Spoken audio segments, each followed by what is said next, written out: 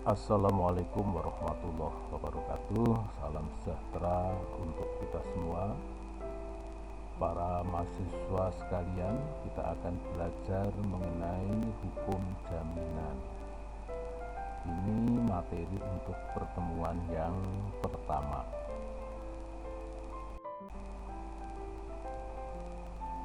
Pada materi pertama, kita akan membahas mengenai prinsip-prinsip umum hukum jaminan. Yang pertama, kita akan membahas mengenai pengertian hukum jaminan. Dalam bukunya J. Satrio tentang hukum jaminan, jaminan yang pertama dibuat oleh Pak J. Satrio, beliau mengatakan hukum jaminan adalah peraturan hukum yang mengatur tentang jaminan piutang seorang kreditur terhadap debiturnya.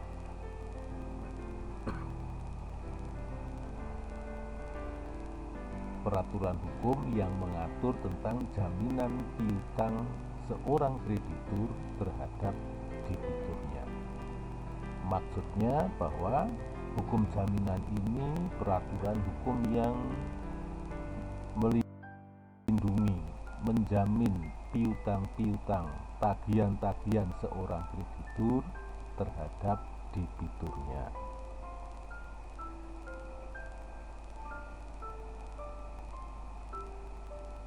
Kata piutang, kata piutang ini maksudnya adalah utang prestasi, utang prestasi. Jadi tidak terikat hanya pada jaminan utang piutang atau pinjam meminjam, Tetapi kata utang di sini maksudnya adalah utang prestasi. Setiap ada hubungan perikatan khusus yang diatur dalam buku 3, setiap ada hubungan perikatan yang melahirkan adanya kreditur dan debitur, maka akan lahir perikatan jaminan. Hukum perjanjian hanya mengatur mengenai akibat hukum suatu perjanjian. Dengan adanya orang berjanji, maka akan lahir hak dan kewajiban. Tetapi bagaimana kalau debiturnya tidak mau melaksanakan kewajiban prestasinya? Disinilah hukum memberikan perlindungan, memberikan jaminan kepada seorang kreditur apabila debitur tidak mau atau tidak mampu melaksanakan kewajiban prestasinya. Istilah jaminan ini merupakan terjemahan dari bahasa Belanda yaitu zekerheid.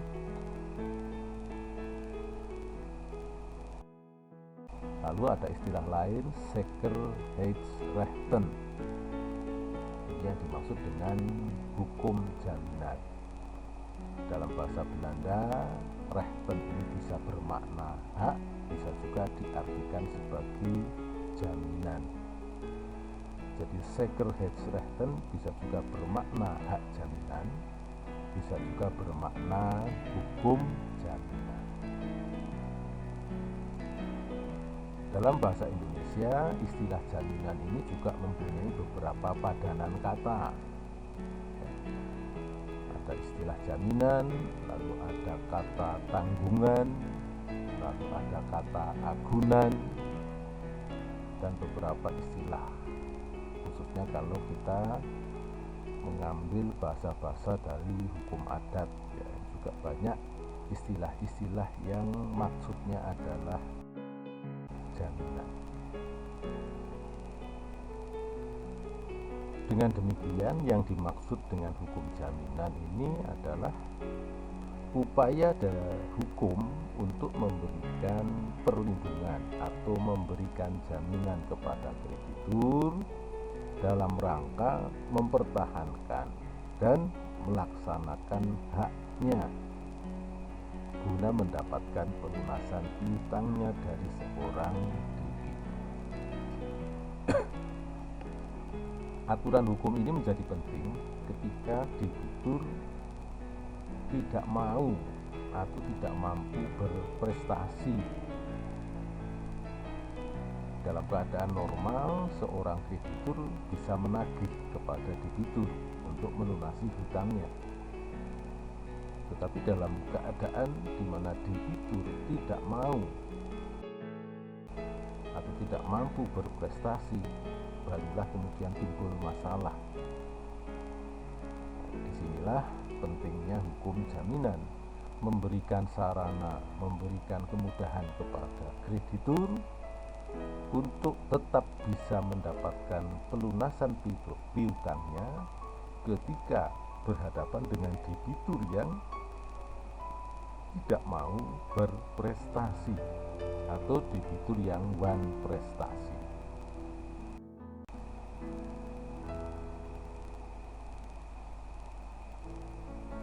Sekali lagi, yang namanya jaminan dapat kita artikan sebagai macam-macam cara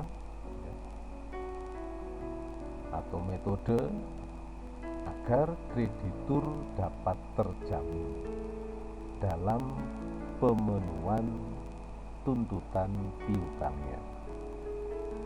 Sekali lagi, makna hukum jaminan ini menjadi penting ketika kreditur berhadapan dengan debitur yang wan prestasi.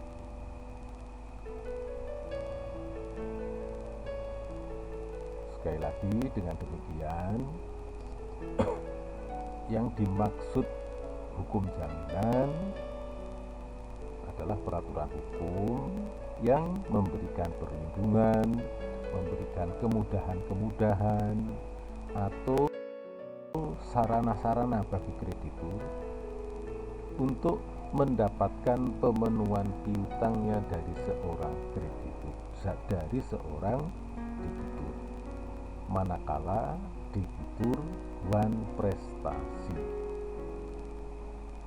Kalau dalam hubungan perikatan debitur ini melaksanakan kewajiban prestasinya dengan baik, melaksanakan prestasi tepat waktu, maka hukum jaminan ini tidak diperlukan.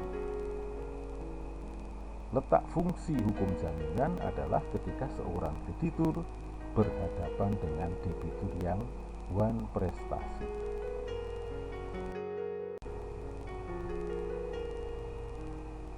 Kalau kita berbicara mengenai hukum jaminan,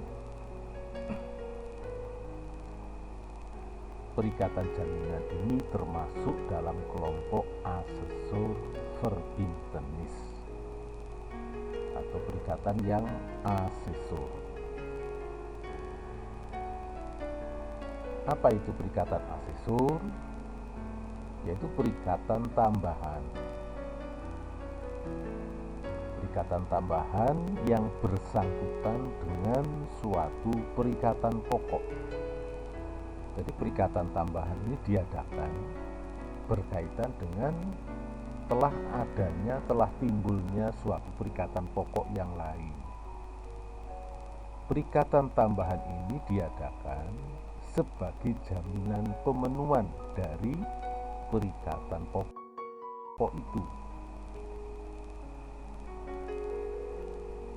Dalam hal ini, J. Satrio memberikan uraian yang lebih detail yang dimaksud dengan perikatan asesor. Beliau menyebutkan perikatan asesor ini adalah perikatan yang adanya atau lahirnya, berpindah dan hapusnya mengikuti perikatan pokok. Artinya, walaupun perikatan jaminan itu ada kalanya dibuat lebih dulu sebelum dibuatnya perikatan pokok. Misalkan dalam perjanjian kredit bank, biasanya debitur diminta untuk menandatangani perikatan jaminan dulu, baru kemudian menandatangani perjanjian pokoknya. Walaupun perikatan jaminan dibuat lebih dulu, tetapi perikatan jaminan itu belum lahir.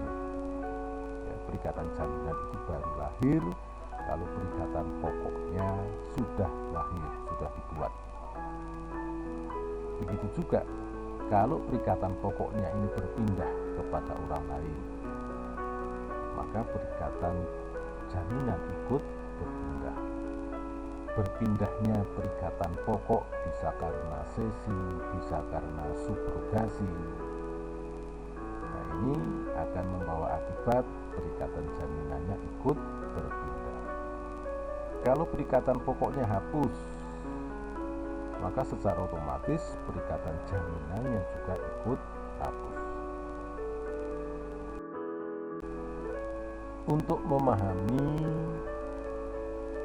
isi perikatan pokok dan isi perikatan jaminan, kita lihat skema berikut ini. Kalau kita berbicara tentang perikatan, maka pihak-pihaknya selalu disebut dengan kreditur dan debitur. Misalkan di sini A sebagai kreditur, sedangkan B berkedudukan sebagai debitur. Antara A dan B terdapat hubungan perikatan. Perikatan ini bisa perikatan yang lahir dari undang-undang ataupun perikatan yang lahir dari perjanjian. Perikatan yang lahir dari undang-undang, misalkan akibat perbuatan hukum, ada sakwartening, ada onverschuldigde dan sebagainya.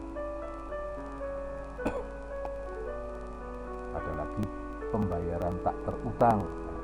Ini contoh perikatan-perikatan yang lahir dari undang-undang. Ada juga perikatan yang lahir dari undang-undang berupa akibat adanya perbuatan melawan hukum yang mewajibkan kepada si pelaku yang menimbulkan kerugian ini untuk memberikan ganti rugi. Perikatan yang lain adalah perikatan-perikatan yang lahir dari perjanjian. Dalam KUH Perdata diatur berbagai macam jenis perjanjian, termasuk juga perikatan-perikatan yang tumbuh akibat perkembangan. Dalam KUH Perdata menganut asas kebebasan berkontrak. Kalau terjadi hubungan perikatan sehingga melahirkan pihak-pihak, di satu sisi ada kreditur, di sisi lain ada debitur. Mahasiswa harus ingat pengertian perikatan. Ya, perikatan ini adalah suatu hubungan hukum. Ya, perikatan adalah hubungan hukum yang mana pada pihak yang satu mempunyai hak untuk menuntut prestasi, sedangkan pada pihak yang lain terdapat pihak yang mempunyai kewajiban untuk berprestasi. Apa perikatan yang timbul dari suatu perikatan pokok? Pada diri kreditur akan muncul yang namanya hak atau hak tagih, disebut juga piutang. Sedangkan pada diri debitur akan melahirkan suatu kewajiban, ya, atau utang atau tagihan. Ini isi perikatan pokok. Pada kreditur pada kreditur mempunyai hak, pada diri debitur mempunyai kewajiban.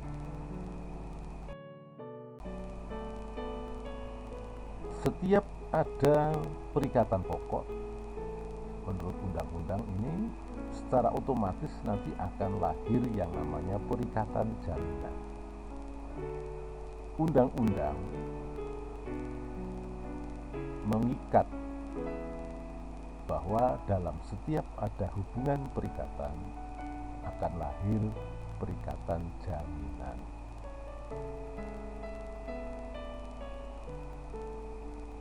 Di sini antara A dan B, A tadi sebagai kreditur, B sebagai debitur. Dalam perikatan jaminan, A berkedudukan sebagai penerima jaminan. Dalam perikatan jaminan, B debitur berkedudukan sebagai pemberi jamin. Perikatan jaminan itu diadakan dalam rangka menjamin perikatan pokok.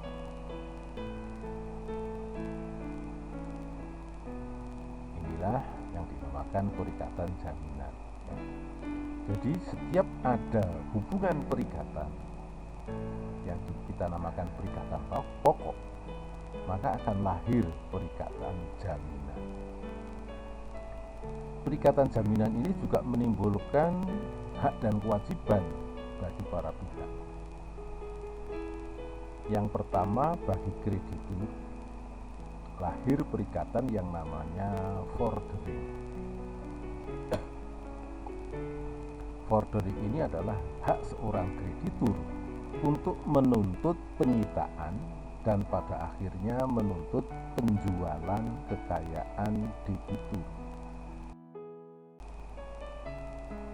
Sedangkan pada diri debitur atau pemberi jaminan, hukum meletakkan suatu kewajiban yang dikenal dengan asas Schuldhaftung. Schuld itu hutang, haftung itu tanggung jawab. Orang yang mempunyai hutang bertanggung jawab untuk memenuhi kewajiban hutangnya. Dengan apa? Dengan segala kekayaan yang dimilikinya. Inilah isi perikatan pokok dan perikatan jaminan.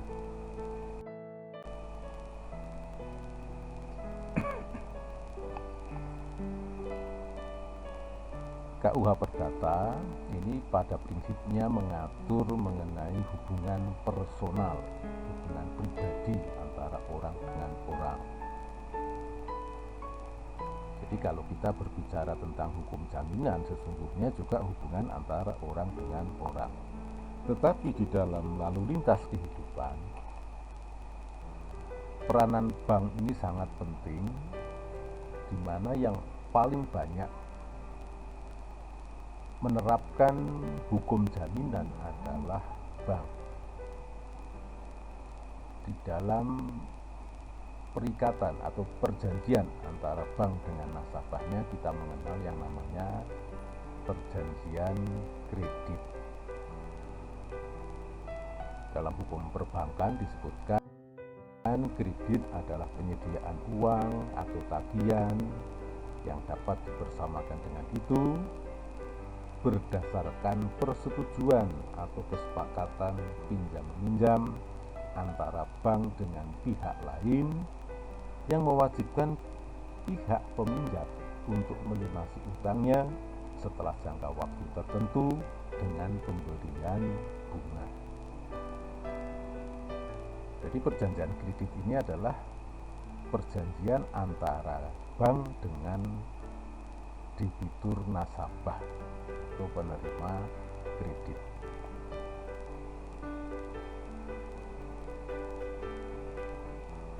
Dengan adanya perjanjian kredit nanti melahirkan hubungan pinjam meminjam.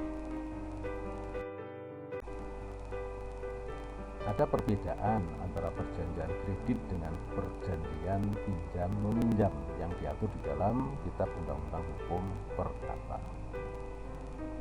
Dalam perjanjian kredit bentuknya harus tertulis, baik dengan akta di bawah tangan ataupun dengan akta otentik. Sedangkan dalam perjanjian pinjam meminjam menurut KUH Perdata bentuknya bebas, Yang kedua, dalam perjanjian kredit ini sifatnya konsensual dan obligatur. Konsensual ini artinya bahwa perjanjian itu sudah lahir sejak para pihak menyepakati. Dengan adanya kesepakatan, lahir perikatan. Bersifat obligatur artinya perjanjian ini baru menimbulkan hak dan kewajiban, belum mengalihkan hak milik. Sedangkan perjanjian pinjam-meminjam dalam KUH Perdata termasuk dalam kelompok perjanjian real, sehingga dengan kesepakatan saja belum lahir perjanjian. Kesepakatan dalam perjanjian real itu baru merupakan perjanjian pendahuluan. Lahirnya perikatan setelah objek perjanjian diserahkan.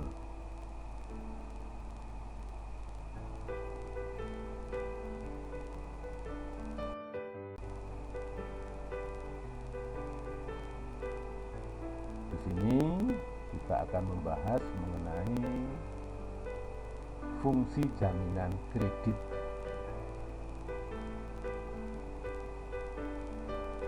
Jadi hukum jaminan ini sangat penting khususnya bagi para bank, yaitu untuk mengurangi risiko kegagalan kredit.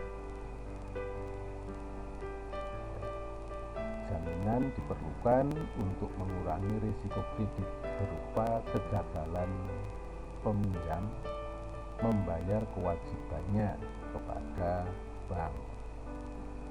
Sehingga apabila debiturnya wan prestasi, bank mempunyai sarana, mempunyai cara untuk menuntut penyitaan dan penjualan kekayaan debitur.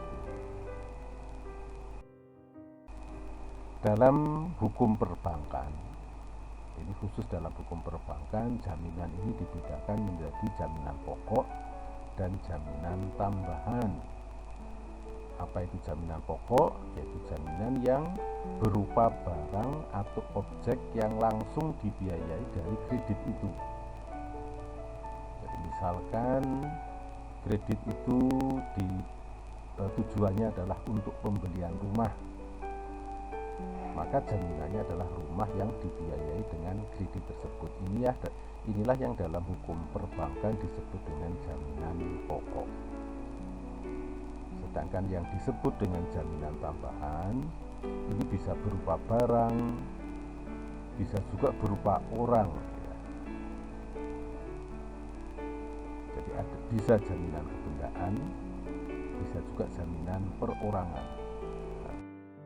Jaminan tambahan ini diperlukan apabila bank menilai bahwa jaminan pokok dianggap nilainya masih kurang. Jadi misalkan perjanjian pokoknya adalah hak tanggungan, lalu masih ditambah lagi untuk jaminan benda-benda bergerak berupa fidusia. Ada kalanya juga ditambahkan lagi jaminan perorangan.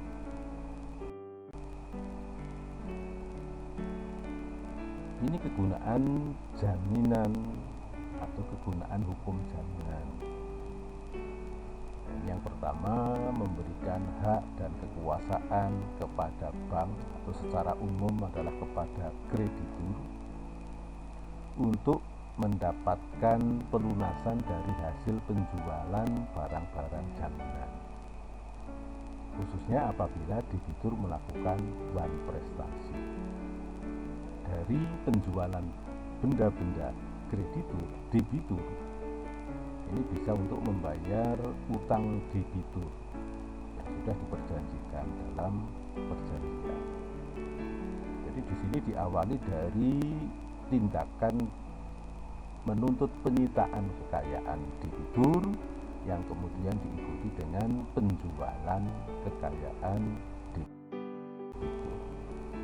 Tentunya semuanya harus dilaksanakan sesuai dengan prosedur hukum yang ada.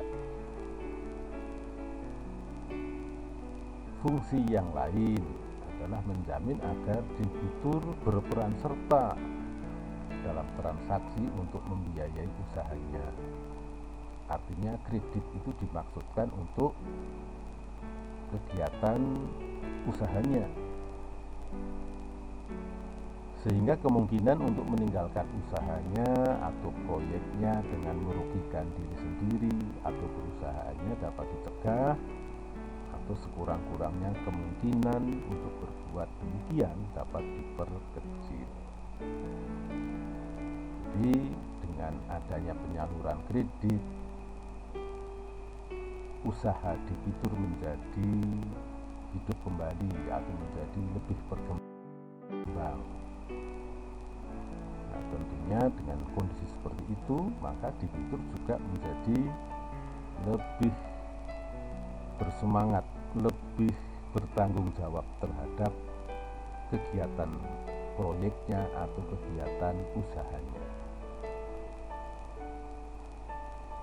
Selanjutnya, fungsi kredit ini juga fungsi jaminan, mendorong kepada debitur untuk memenuhi janjinya, khususnya untuk pembayaran kembali, membayar kembali utangnya.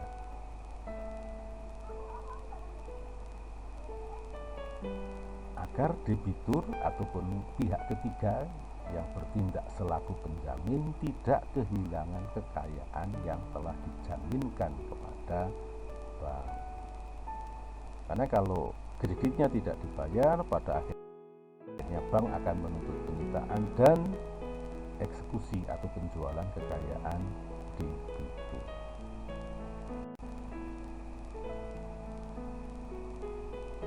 Ini secara singkat fungsi jaminan kredit sebagai jaminan pengaman pelunasan kredit. Yang kedua, sebagai pendorong motivasi debitur.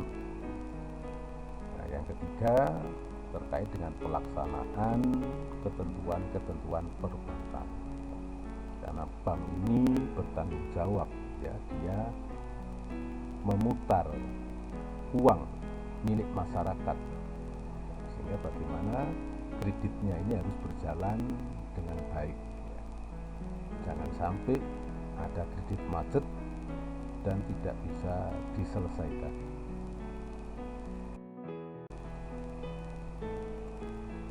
Ini dalam undang-undang perbankan disebutkan, bank ini, fungsi bank adalah menghimpun dana dari masyarakat dan dikembalikan lagi kepada masyarakat dalam bentuk perjanjian kredit.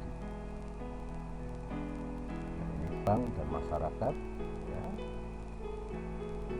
para masyarakat, para nasabah menyimpan uangnya di bank, lalu bank menyalurkannya kepada masyarakat dalam bentuk kredit.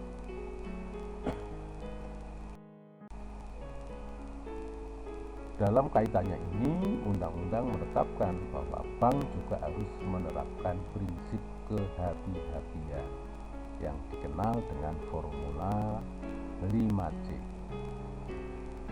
Ini sebagai rambu-rambu prinsip kehati-hatian bank.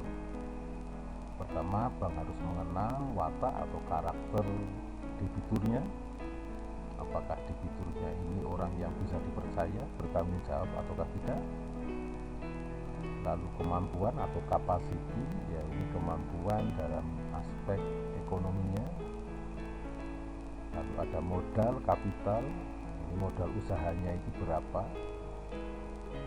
Lalu jaminan atau kolateral, inilah materi hukum kita membahas mengenai jaminan ini, ya, kolateral. Dalam hukum perbankan, ketika bank menyalurkan kredit juga harus melihat kondisi ekonomi, condition of economy. Jadi situasi perekonomian pada saat itu sedang baik ataukah tidak. Juga terkait dengan jenis usaha debitur itu sendiri.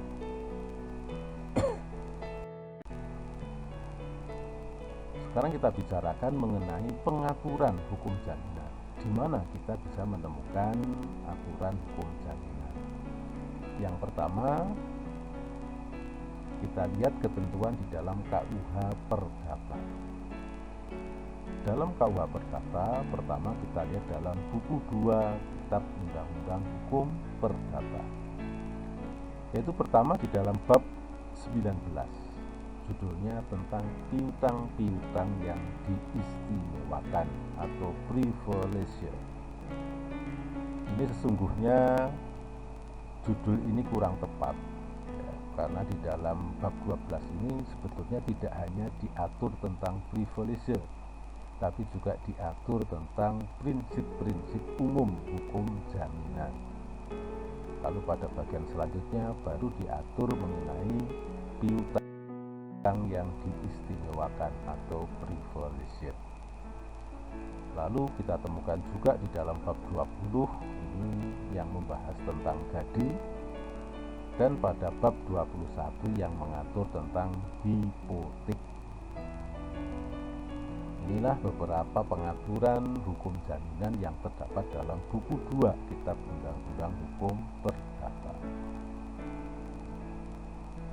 Ada lagi ketentuan dalam KUH Perdata yang mengatur tentang hukum jaminan, yaitu dalam buku 3 Kitab Undang-Undang Hukum Perdata, yaitu pada bab 17 yang mengatur tentang penanggungan atau tortok.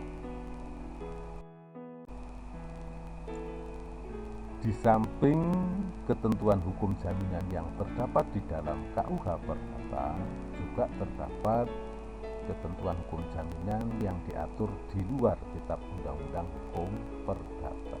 Jadi yang pertama, di dalam Undang-Undang Nomor 4 Tahun 1996 tentang hak tanggungan dan Undang-Undang Nomor 42 Tahun 1999 tentang jaminan fidusia. Lalu di dalam Fatwa Dewan Syariah Nasional yang mengatur tentang rohen, dan pada akhirnya yang diatur dalam Panwis Reglement. Ini aturan pegadian yang ada di kantor pegadian. Demikian pembahasan kita untuk materi yang pertama pada pertemuan pertama hukum jaminan. Mudah-mudahan bermanfaat. Terima kasih, selamat belajar. Assalamualaikum warahmatullahi wabarakatuh.